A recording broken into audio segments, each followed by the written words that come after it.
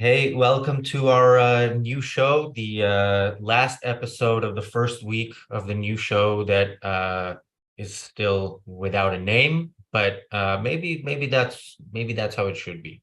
Let's see. So um, later on in today's show, we're gonna before we get to our or after we finish our main topic, we will discuss a little bit of British politics. Is Keir Starmer too good for the Labour Party? We'll explain what we mean by that for our non-British audience, which is most of our audience.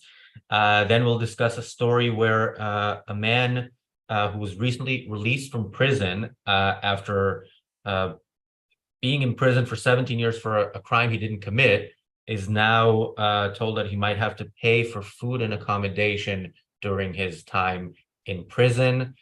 Yeah, we'll get to our main story in a minute. So I'm joined today by Michael Leibowitz, who is this is your first appearance on the new show, but your second appearance on the channel. Uh, He's the host of the Rational Egoist podcast, but also has an amazing story, which if you haven't heard, you can hear on his podcast. You can also hear on this past Wednesday's episode of the Daily Objective. I'm joined by Robert Naser as well, the host of Life on Earth with Robert Naser, and 5 Minutes also with Robert Naser on Life on Earth is on the Ayn Rand Center UK's YouTube channel, which you should all already know and be regular viewers of. And you should also be regular viewers of 5 Minutes. But that's not on ARCUK's channel. That is on Robert's channel. And I'm joined by Alejandro. Alejandro is, I think I can also say, much like I introduced Jim Brown, is a finance guru. I think is that officially your job title, if I'm not mistaken. And I'll take that as a yes. And also the host of the show that it's no longer on because we ran out of essays, but it was a show where we discussed Ayn Rand's essays with James Valiant and Don Watkins. So welcome all of you. Welcome to our viewers as well. So our first topic today is Twitter, as I'm sure you all know, has rebranded as X. And so the title of today's episode is X the new Coke? For those of you who are too young to know, in the 80s, Coke, the soft drink, rebranded itself. It was the world's most successful soft drink. Rebranded itself, changed the recipe and everything, and rebranded itself as New Coke. I think that's widely considered the worst branding decision in human history. But yeah, it's possible that they now have a competitor. I'm actually, this time I'm gonna keep what I have to say to the end, and I'm gonna go to you guys first. Robert, what do you think of Elon Musk's decision to rebrand Twitter as X? I think it may be completely brilliant. And either way, it fits in perfectly with the Musk story. Incidentally, when New Coke came out, I think of there's a phrase got turned into a country song. How can I miss you if you won't ever go away? And you almost wonder, was New Coke a way to revitalize classic Coke and that's what they called it for quite a while after the rebranding. Now it's just Coke, regular Coke, original taste. They always throw something on there. So is Musk an idiot or is he brilliant? You know, his first big ownership success, there was one before that, but the first one that he owned was X.com. He starts the business, it morphs into PayPal, and then the CEOs throw him out. But that was his first creation, and it's carried forward into, SpaceX, now his new artificial intelligence company, XAI. It was back in September 2000 when Musk said, when the XCOM board voted to change the CEO from Musk to Peter Thiel. Well, in 2020, he was already saying X is going to be the new company. X is going to be the greatest company. So this wasn't just something he pulled out of his behind recently. This has been a long-term plan. And the more I look into it, the more I think, he might be crazy like a fox. So it's too soon to say, but X.com, SpaceX, AIX, I think this could be the new classic Coke. I think this could be a good thing. Now, granted, he lost $20 billion buying the company and then sending it into the toilet. But if a social media company was going to be part of your plan to create this new conglomerate, X.com, why not buy the one that is already the most successful in the niche you want to be in? So I'm just going to start with that. I think this might be brilliant. Michael, are you on X? I guess. I mean, I've been on Twitter, so I guess I'm on X. I think the key to this, well, part of the key is with what Robert just said about it being wanted to turn it into a conglomerate. And that's why I don't think the analogy to the new Coke works, because the new Coke was just a new flavor and a different name, new Coke. So it was actually a rebranding with a new flavor. But X, with that Elon Musk is going to be putting together now, is going to be far more than just what Twitter is. It's going to be, like Robert said, a conglomerate. It's going to be a one-stop app where you can do financial stuff and your messaging, as you already have. And there's other stuff as well that I don't remember. Now, whether or not that's going to be successful is anybody's guess. But, this guy's been successful in the past. Sure, he's lost money, but that's part of being an entrepreneur, right? So I think it has the potential to be huge. It could fail, but I don't think that it's a simple rebranding as it's been presented in some stories I've seen on the media. Alejandro, what would as a financial advisor, what would you this is not financial advice, certainly. And yes, yeah, nobody's as Michael was saying, I think it's not the first time that any company has rebranded itself or changed its name to make it broader. Like, take a look at Google, name itself Alphabet. I think what it's making me a bit skeptical about the change is that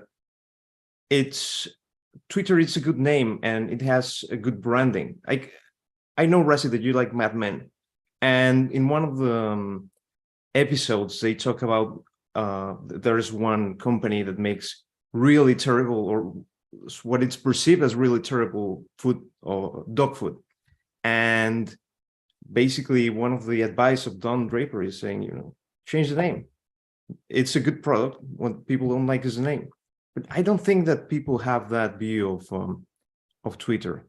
So I'm not sure if you're throwing away a good name just by changing the name to X. Now, is it cool to have all your products having an X or having like the same branding? I think it's a bit cool. And I don't want to compare Reardon to Elon Musk, but maybe people who have liked Atlas Shrugged maybe remember that idea of Reardon Coal, Reardon Metal, Reardon Life. I think that's pretty cool. But, I mean, take away all comparisons between Reardon and Musk. I don't think that they're comparable, but I think that the whole idea is interesting. Okay, so you choose to compare X more to Reardon Metal than to Project X, I guess. But so there is the issue with Google becoming Alphabet and Facebook becoming Meta, but those are the parent companies. So the Google brand, you still go to google.com, you still Google something, you don't Alphabet something, you go on Facebook, you're not going on Meta. They have Facebook, they have Instagram, they have WhatsApp, they have their different brands. Twitter is gone. I mean, that or will be gone. That's the plan. And yes, as a brand, it is a very strong brand. People tweet, people talk about tweeting. I mean, that's it's something that's been built over a while, and it raises more questions than it answers, I think, when something is rebranded in this way. On the other hand, Elon Musk has a track record of success. He is, he is where he is for a reason, and It's very possible, very likely that he sees things about his business that he chose to buy that we don't see. So yeah, I think on the face of it, it looks like a questionable decision, but I think we will see. Yeah, I've got to say about Elon Musk, people sometimes say, Robert, why do you defend Elon, or why do you like Elon Musk? I have the same mixed reaction to Musk. Everybody does. Some of his most successful ventures are government-private partnerships. You know what we think of that, between Tesla and all the subsidies and SpaceX working with NASA. I get that.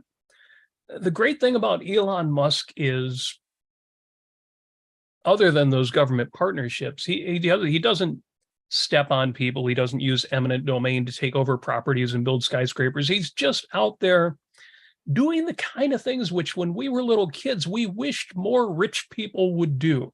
When you were a little kid, didn't you think, man, if I had money, I mean, yeah, it's great to start a toilet paper company and become rich like the Koch brothers, but what I'd really want to do, start a car company with a new car faster than anybody else produces, or start a rocket ship company.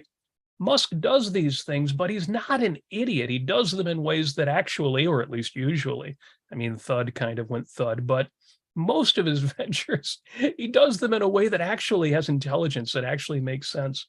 So Musk starts a company called X 23 years ago, and he's hung on to that name, and he wants to make X the thing. Everything has a relationship to X.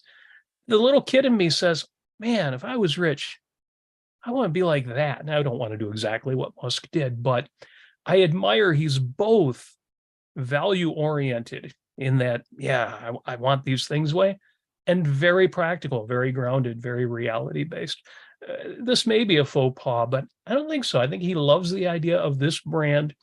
And even though it meant tearing down Twitter or tearing it apart and rebuilding it to make that happen, and Alejandro's exactly right, the value of Twitter, well, some folks know the story. As soon as Musk made his announcement, I immediately I took a quarter of everything I have and put it in Twitter.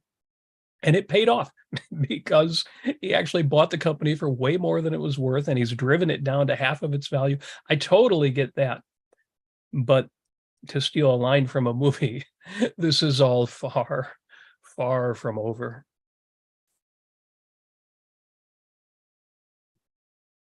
Michael, Alejandro, any further thoughts? I just the idea that, well, Twitter, you're changing a popular brand. It reminds me of a saying that I absolutely hate, and it's when somebody says, well, that's the way we've always done it. Because so what if it's the way you've always done it? That doesn't mean it's the way you always should do it. And secondly, it's not as if Twitter is this brand on the rise. I mean, it's been taking a lot of hits lately. It was sold. It's being criticized by people on the right and the left. People are unhappy with it. So maybe this is a way to rejuvenate a company that's really on the downswing rather than the upswing. Alejandro. I don't think I have more to say.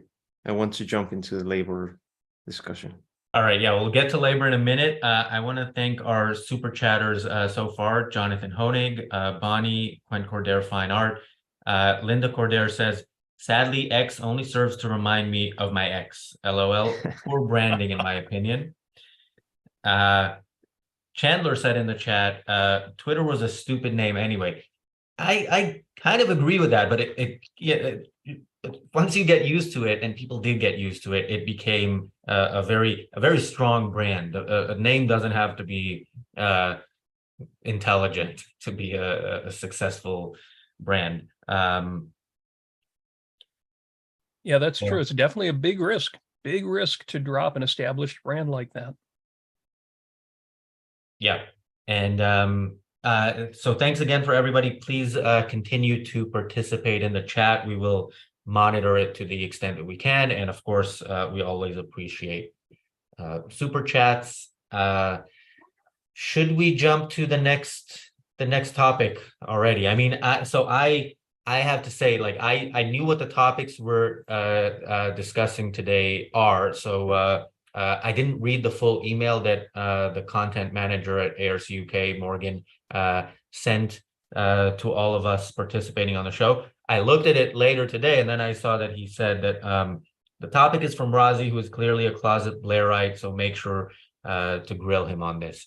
So yes, I mean, my view on this is definitely going to be controversial among objectivists who follow British politics, and among objectivists who don't follow British politics but only listen to what I have to say on this. Yes, it's going to be controversial. So the Labour Party, I mean, politics in the UK, as in most places, are definitely more collectivistic than in the US. In the US, you have remnants of what the country was founded on, and here we have remnants of what we copied from the US. So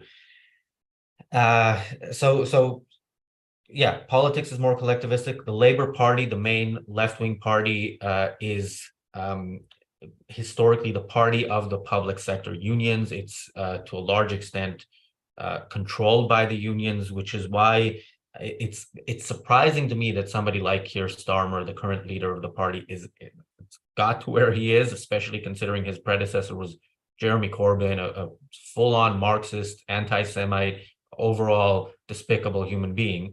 It's a major step up from that, but that's not very difficult to achieve.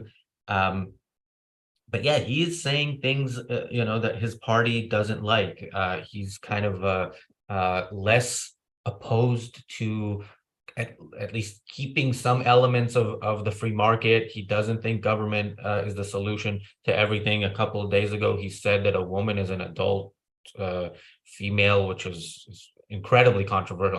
I'm surprised hasn't been arrested for that. And there's another element to this, which is the Conservative Party is the party that locked this country down and over COVID, committed a crime that I think should never be forgiven. And over their time in power, over 13 years in power, they've given us things like the sugar tax, all sorts of taxes on everything is. They've raised all different types of taxes. There's more regulation. They've moved this country definitely to the left of when Tony Blair, the Labour Prime Minister, the one before last, was in power. I'm not a Blairite. I'm not a fan of Tony Blair, but I think he's on all policies. The Conservatives have been worse. By the way, something we're going to discuss, I have it written down. Oh yeah, this is a story that is going to be discussed on one of the shows next week, is there's this new proposal by members of parliament of all different parties to ban cook-at-home meals to tackle obesity. So this is where we are with the current, conservative, supposedly more free market-ish government. And so yeah, both in my desire to punish them and to see what possible alternative there is, I am not as opposed to Keir Starmer as I would normally be to a Labour leader. Alejandro, I'm going to go to you first because you've lived in this country for quite a few years. So I think it's the most interesting thing about this, and I think the crucial, we're going to have elections next year, and what Labour is doing is trying to wink at the electorate, trying to say, we're not as radical as the people that were here a couple of years before. And I think that's interesting because I don't think that the electorate wants that.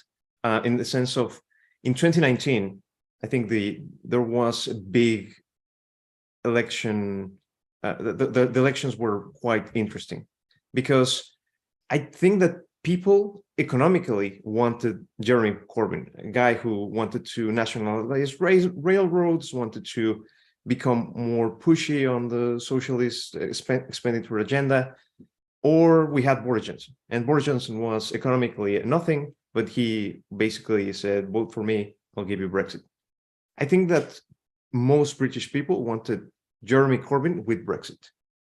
And when people decided to go for Boris Johnson because they wanted to finalize Brexit, that took away all the power and all the inertia that Jeremy Corbyn had, and allowed for some more moderate people in the Labour Party to come over. And I think that's what Starmer is, which is basically a nothing. I'm supporting him. I think well of him, and anything that he says, I'm not endorsing it. But I think one of the most interesting and probably the most positive things that came out from that vote was actually that the left was split up, and then you can have another more rational kind of people in that part.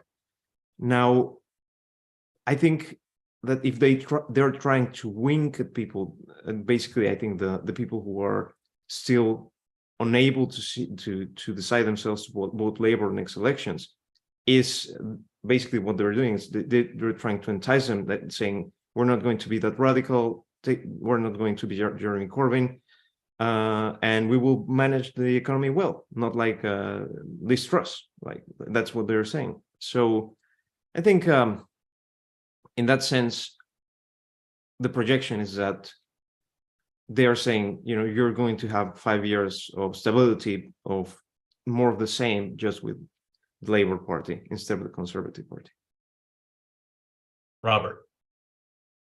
It's interesting to me because I'm watching from, those colonies where the rebels disrespected the UK. But from this side, yeah, it all looks good. All of the news stories that I see related to Labour in the UK, and granted, I'm reading The Spectator and National Review, but they're saying Labour Party shifts on gender. The United Kingdom's Labour Party has abandoned the policy of self-identification, allowing people to change their legal gender just by filling out a form. The most recent story in The Spectator, how Labour won back Britain's millionaires.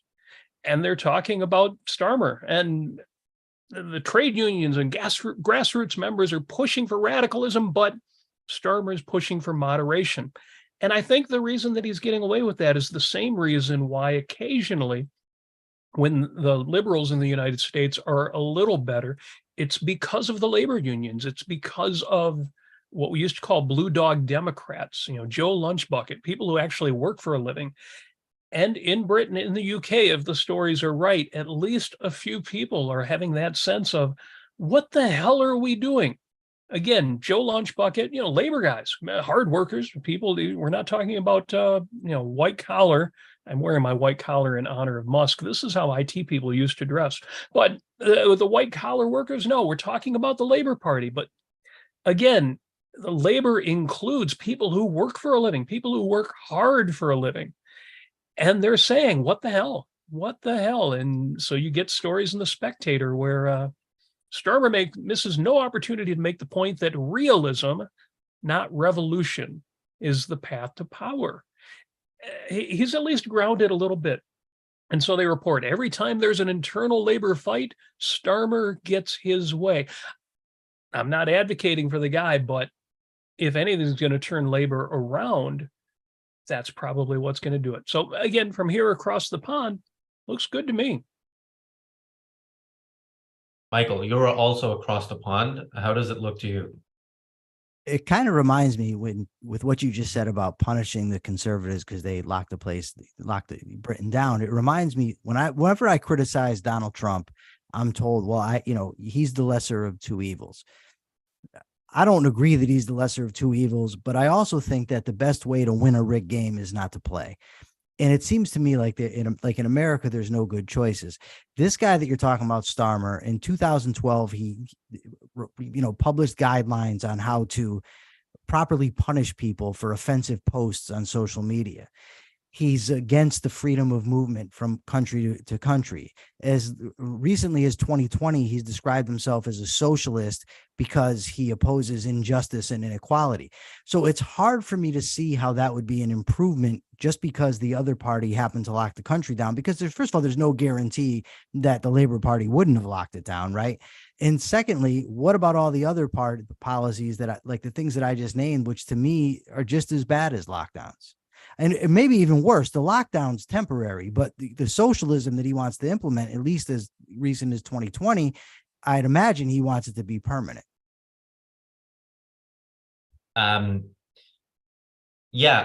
So I would say if Labor was in power, they would definitely have locked down the country. I can't imagine that not happening. And of course, if Labor had been in power in March of 2020, that would have meant that Jeremy Corbyn won the last election in 2019. And life, even without COVID, would feel very much like a lockdown or just something you want to get out of. And by the way, I didn't know about his idea for punishing people for offensive posts back in 2012. I was thinking when Alejandro was talking about the 2019 elections that, if people go on my X and search my tweets, whatever it's now called, back from that night. Yeah, I remember the thought of Jeremy Corbyn becoming the prime minister of the country I live in, and I kind of let loose the night that he actually lost the election. Right before that, we had an event a few weeks before. We had this day-long event the Ayn Rand Center UK had here in London, titled "A Socialist Britain, What Are We In For?" And we actually had Yaron Brook participate in like the first 3 sessions. It was a very good event. But yeah, that night I was thinking, on the one hand, this is a relief. He lost by a large margin. There's no way he's going to remain the leader of the Labour Party. On the other hand, a third of the people in this country actually went out, or the people who went out to vote chose to vote for him, despite his horrible ideas. So he's now Alejandro, he's been suspended, right, from the Labour Party, I think, but he's the presence of his ideas is definitely not gone. I very much wonder how much of what Keir Starmer is saying, he's saying because he wants to make sure that he wins. He kind of thinks he has the base, and he wants to extend his voters basically to some of the Conservative Party voters. I think that's going to happen inevitably, just because of how bad the Conservatives are. I do think he doesn't need to do much to win the next general election, and the question is just by how much. But yeah, within the entire context of British politics at the moment, I have to. I think I said this, and I'll say it anyway again. Is I don't necessarily think we're gonna be better off under him. I think the fact that Labour was kind of more free market oriented, the last Labour government, than the current Conservative government, doesn't mean that that's what's going to happen in the future. I think the left, if the so-called right is in power, if the left comes after, they're going to have to move the country leftwards, generally speaking. So, but yeah, there is the element of punishing the people who actually did lockdowns. They were in power and they did it. And the point that he might not be that bad. There are 2 other interesting issues going on that maybe are related to why Starmer is trying to pander to the center. And I think the first one is that they lost in these Brexit votes a lot of the center, a lot of the usual core Labourites in the 2019 election. What is called what's used to be called the Red Wall, basically changed their voting to the Conservative Party. And I think that played really badly for the Conservatives, especially when Liz Truss tried to become more free market, because a good chunk of people who had voted Conservative said, what on earth, we hate Thatcher, we hate everything that happened in those years. Now we voted for this person. No, MP, which is basically the representative. MP, please take away this thing. We don't want her here. So how is Starmer going to regain them, or is he already counting them as a lost party? I'm not sure. I think it will be interesting. The other issue and it's also related to this, is that the Labour Party has been trying to move away from the Brexit discussion, and so far they have been really unsuccessful. What they tried to do a year ago was trying to shift away the conversation to, shall we maintain the House of Lords or not? And nobody cared about it. Like, they said, oh, it's a non-issue. We don't want to. This is not going to polarize people. We're not going to even discuss that. So far they have been really unsuccessful with that. And I'm not sure if what the Labour Party is trying to do at the moment, at least meanwhile, is, let's say, well, let's try to grab the people who don't really want Brexit that much. They just don't want like crazy ideas on the right, crazy ideas on the left, and gravitate on that. And I'm not sure.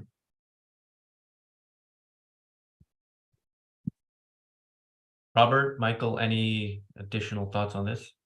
Oh, sorry, I'm distracted by the chat, and you may have already seen we've got a great member promotional chat, free chat from Equal to Reality, who says show name critical mass though might be a bit Catholic. Well, if we are a mass, then this is a good mass. You know, there are some people who think the objectivist movement needs their own gathering places, like people have churches to go on Sundays. And yeah, if you don't mind, I'll shout out our super chatters because there's a couple of really good ones here. Mary Aline is in for $1.99 and says, hey, thank you for that, your support, but we've got a pair of them here. Adherent of Lady Columbia, who's been a great supporter, even though, and I love that Lady Columbia, we're not talking about Victoria, we're talking about Columbia here, so I'm guessing we're talking about the states. Super Chat says, elements of the right will continue this path because their new right intellectuals are postmodern traditionalists and post-liberals. Their focus is family, birth rates, community, and relationships. And then right after that, he goes on, or she goes on. I think, well, you decide. I'm not going to assume anybody's gender. That's a crime these days. But adherent of Lady Columbia goes on and says, for example, Carl Benjamin, or Sargon of Akkad, has said you can be a man if you don't have anyone relying on you, and if you're not a father. And wraps up the super chat by saying, I disagree. We've got what, how can labor not win when that is what the opposition is, when that is what they're focusing on? Just like, how can the left in the United States not win when the right has become just we used to say mom and apple pie and tradition, and it's worse than that now. So yeah, I certainly would have every judgment in the book against today's Labor Party, and I can at the same time, I can see why just decent people in Britain are saying the right, I just can't sign on to what they're about these days. You're right. The Labor Party absolutely would have locked the country down. They'll do 1,000 things. When I say I find the Labor a reason for optimism, I'm not supporting them. I'm not saying, oh, great, Labor is now the ideal. But given the choice, I can see why so many people are absolutely signing on. Oh, and real quick, because we have a super chat that just came in from Clint Cordair Fine Art, sponsors of the Ayn Rand Center UK and several of our shows. And the comment is, well, objectivists hang out at the Church of Cordair. Well, I'm all about that. Folks, if you've never been to cordair.com, it really is spiritual fuel. Check that out. Yeah, and they do have physical galleries, 2 of them, one in Napa, California, one in Jackson Hole, Wyoming. I was going to say, you know, we could use one of those here in London. Yeah, go to cordair.com, buy lots of those new Ayn Rand prints and whatever else is on offer, and then maybe we will see that someday. Michael, any more thoughts on this, on the topic? Just and I don't know the right answer, but I heard a couple of people, maybe just one, talk about the more free market oriented candidate. And I think there's a risk in supporting a candidate that's more free market oriented rather than just free market oriented. Because what ends up happening, as I witnessed in America during the George W. Bush administration, is he was looked at as the more free market oriented candidate. So then, of course, when the economy collapses in 08, they say, oh, look, this is what unfettered capitalism does. Now, I know that capitalism wasn't unfettered at the time, not even close, but it allows the people to paint that narrative when somebody that's supposedly a free market guy is in office and that stuff happens. So it's just, I'm often labeled a purist and said, I told I need to be more pragmatic and yada, yada, yada. But I do think it's a serious risk in picking somebody based on that they happen to be somewhat free market, but not completely free market oriented. Yes, although the completely free market oriented candidates do not exist here. I think in the US from time to time you have somebody who kind of looks like they might be, but they have no chance of winning, which is why politics is the last thing that's going to change, and we need to change actually how people think of the world and themselves and their place in the world. Akira said in the regular chat, he was better than any Tory since, so I would be a New Labour fan. I'm guessing he's talking about Tony Blair. I think it was Tony Blair who I saw some headline recently. I didn't click it, but that he said that Britain will rejoin the EU at some point. Alejandro, did you see this, something about it? I didn't see it. Sorry. So yeah, I think that is a concern with Labour. I mean, Jeremy Corbyn, unlike most politicians, was principled. He had very bad principles, but he stuck to them. The one thing he didn't stick to his principles on was Brexit, which it was a well-known secret that he was pro-Brexit, but he couldn't really take that position considering the party he was in. And now there is a risk of that. There are a lot of risks with Labour being in power in terms of environmentalist policies. Keir Starmer, another topic we're going to talk about next week, is the ultra low emission zone coming to London. And if you want to comment on that quickly, Alejandro, you can go ahead. I'm just going to say that Keir Starmer is in favor of that, and this is a controversial one, especially in London. Yes, and maybe just as a quick comment, I live in the area where he's planning to expand the zone. Basically, it's a zone where you will have to pay a really high fee if you want to use your car, even for a day, if your car doesn't meet certain emission requirements. And the fee is, I think, £15, £20 per day. So it's quite expensive, and people in this area have been really, really angry about that. But still, the thing passed, and I think I won't drive ever in my life. Well, then they've won. Maybe. All right. I mean, if anybody has any last comments on this topic, I think I've done enough to defend the left, to get some hate from some objectivists. And let's see. What, Rossi?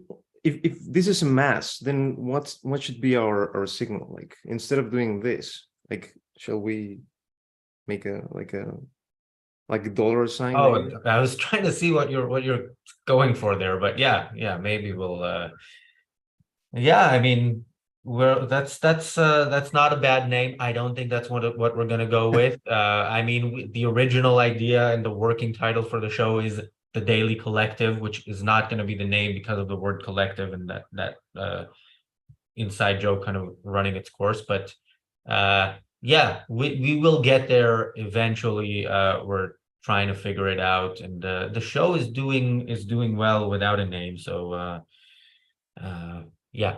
anyway, next topic. Go ahead.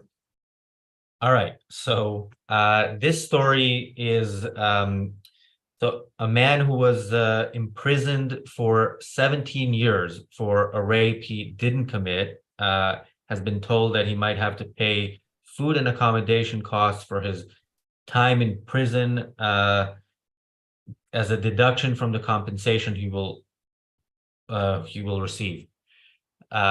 Michael, I'm going to go to you first because you've been in prison, although I don't think that's in any way relevant to the story. But yeah, what are your thoughts on this? Well, first of all, let me just say that being in prison, knowing that I was absolutely guilty, was horrible. I cannot imagine what it must be like to be innocent and be in prison, especially for that long of a time. But the idea that they would make him then pay out of his compensation is absurd. And it's interesting because they actually, well, first of all, he's not entitled to any compensation yet. There has to be an actual determination that he was innocent beyond a reasonable doubt first. Once they get that, then he can get compensation. But once what they're taking the money for from him, it's not for room and board. I mean, it's just a verbal sleight of hand what they're doing. They're saying that it's for living costs, basically for the money that he saved, because had he been free, he would have been having to pay rent, mortgage, et cetera, et cetera. But because they've done him such a nice favor by keeping him in a cage, he didn't have to pay those things. So now he owes. I don't know what the difference between that and room and board is, but they claim that there's a giant difference. Whatever they call it, it's absolutely ridiculous to me. You've wrongfully punished this guy. If you get the legal determination that he didn't do it, pay him. Robert. Yeah, I have to agree with that. I do want to throw out there that this is a standard procedure in this kind of case. The board that exists to make that determination is out there for a reason. It's not that the entire world or even the UK has gone crazy. If they actually decide, yeah, this guy's got to have money deducted from his quote unquote compensation, then, maybe I'll get on board and say, yeah, the world's gone crazy and it's time for us to find a valley or a gulch. But I don't think we're at that point yet. Yeah, I think it's outrageous that a miscarriage of justice would be massaged in this way by saying, yeah, let's not give him that much money because we've been paying his bills for 17 years. That is crazy. It is an outrage, and everybody who's confronting the story is right to be outraged, but it's worth bringing that bit of nuance in there because, yeah, the world hasn't gone quite that crazy yet. And if they determine against him, I hope there is some way in which he can contest that, sue the pants off of them, or blow up Parliament. Oh, wait, no, I didn't mean blow up Parliament. I meant stand in the street and give the finger to Parliament. Yes, we do not endorse violence here on the Ayn Rand Center UK YouTube channel. I think we made that clear when we talked about Just Stop Oil and how to properly deal with them. Right. Alejandro. Yeah, people who try to blow the parliament then have their own parties and national parties thrown up here. So not something that I endorse. So I think on the first hand, everything looks really quite unjust, and I'm not a legal expert, so I cannot comment maybe on the intrinsics in the things or specifics that could be related to this. But I think that maybe if one talks more in principle, aside of this case, it's interesting to see, like, what if your incarceration also affected a third party? Should you be liable of that affected third party? Let's say I know that certain prisons are administered by certain third parties, which are not the government. Should you pay them in return for your stay over there because of the wrongdoing of the government sending you there? My impression is no, but maybe you could make a case upon that. I think, and even if you could make a case upon that, I think the liable one should be the government who sent you there. But I'm not sure. I think those kind of legal spots, I'm really I'm unable to fully comment on that. I think that if there are consequences from negative consequences from what happened to you, it is an injustice as well not to address that.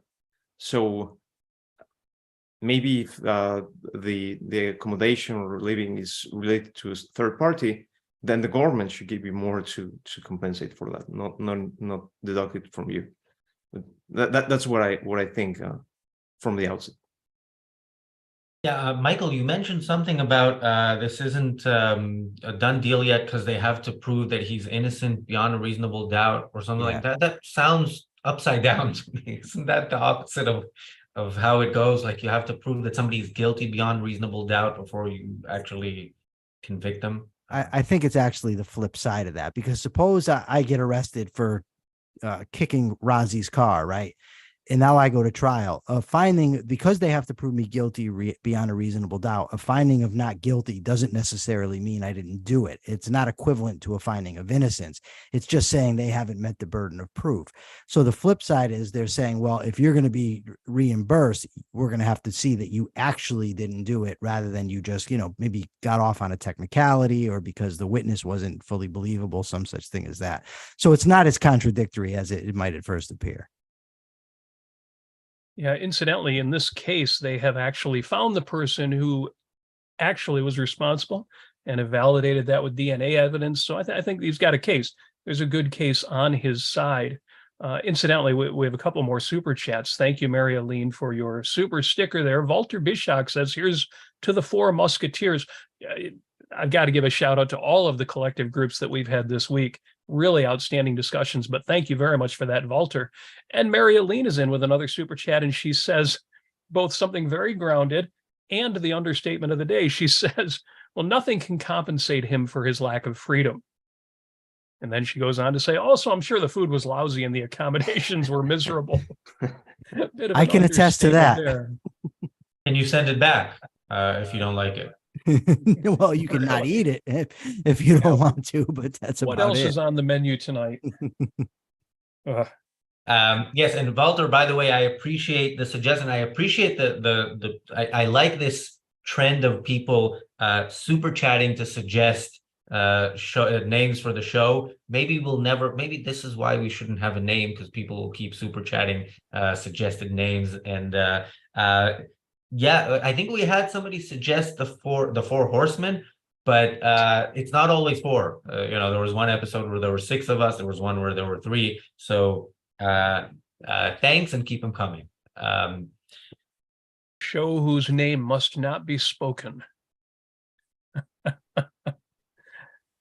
Yeah, we can go with that. Auction the name, Rossi. Huh? Auction the name. Yes, actually, we could have a new membership level where one of the perks is you get to name the show. But anyway, speaking of membership levels and speaking of the justice system, tomorrow ARCUK members at the platinum level or higher. So there is a session of the history of astronomy course for members at that level, but then we have our second mock trial, which will start with the verdict from the first mock trial, the trial of Ragnar, who was played by Nikos. And then we have our trial tomorrow. That is the trial of Just Stop Oil.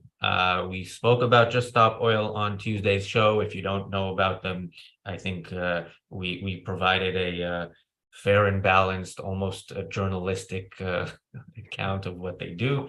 We'll do something similar tomorrow.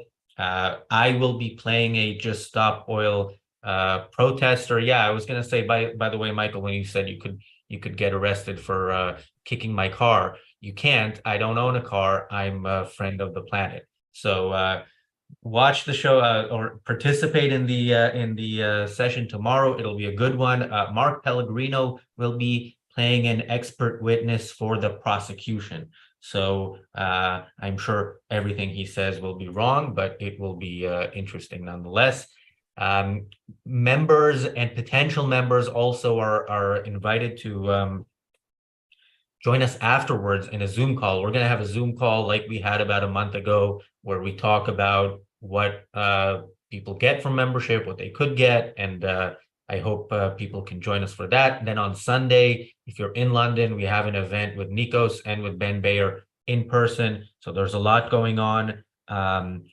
Next, what else do we have? We have a lot of stuff. Next week, we have, of course, all our shows coming back. We have the Daily Objective every day at 5:30 UK time, 12:30 Eastern. This new show at 6 p.m. UK time, 1 Eastern. Harry Binswanger will be back on Monday. So Bonnie asks what time is the Zoom call approximately. So it will be most likely at 6:15 p.m. UK time, so 1:15 Eastern, 10:15 a.m. Pacific. It'll start when the trial ends. So it might be a few minutes earlier or a few minutes later, but yeah, that is coming up tomorrow. And Bonnie, we didn't talk about any books today because we don't want you spending all your super chat money on books. So that's a joke for people who saw the previous show. Any final words on any of the topics that we talked about today, or just generally about how the show has been going so far? Well, I want to congratulate you, Resi. I think you've been doing a great job. I've been really liking these discussions.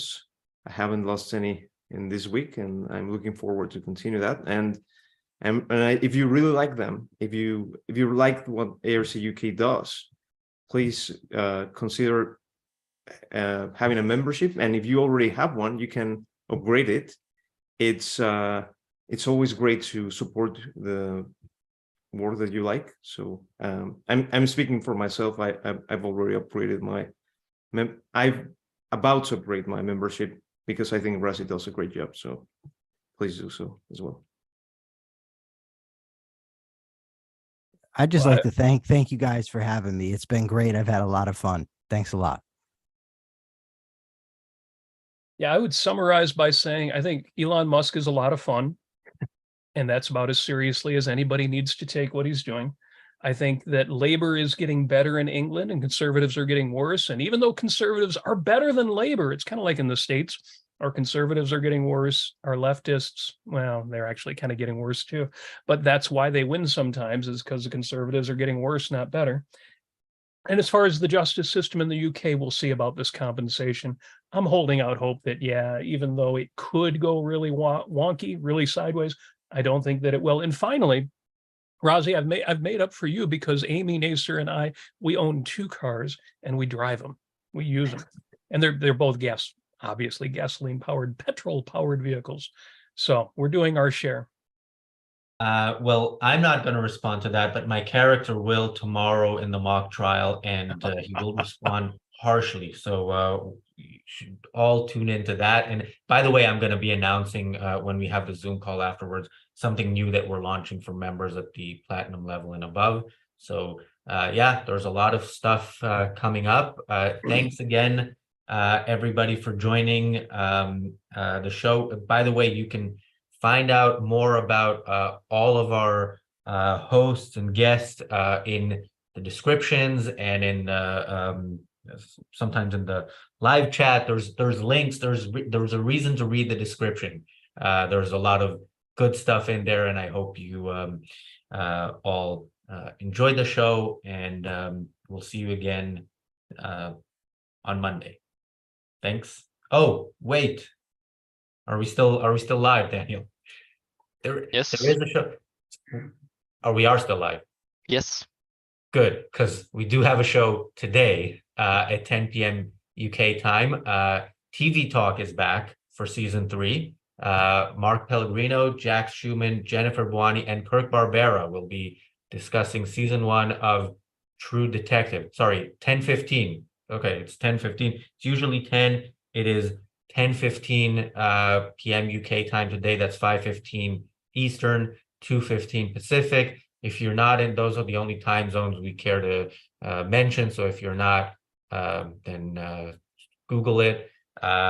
We'll see you then, and we'll see you. And thank you, Christopher Smith, for the last minute super chat. And yeah, this has been a 10-minute wrap up. So I think it is now time to officially wrap up. Thanks, and see you soon.